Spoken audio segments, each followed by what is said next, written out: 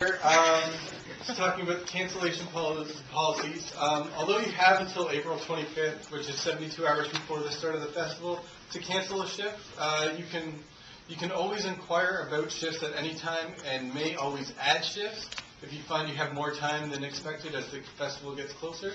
So with that in mind, please do not overcommit yourself and sign up for more shifts than you can actually handle.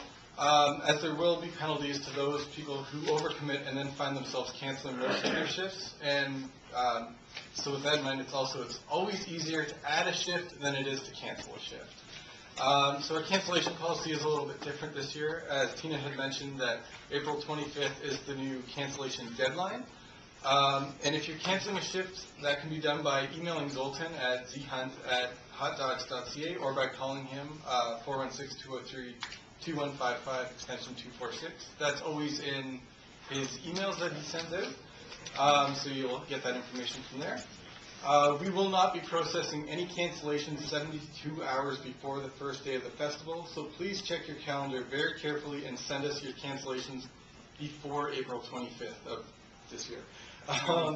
If you are canceling a shift during the festival, it is only for emergency purposes.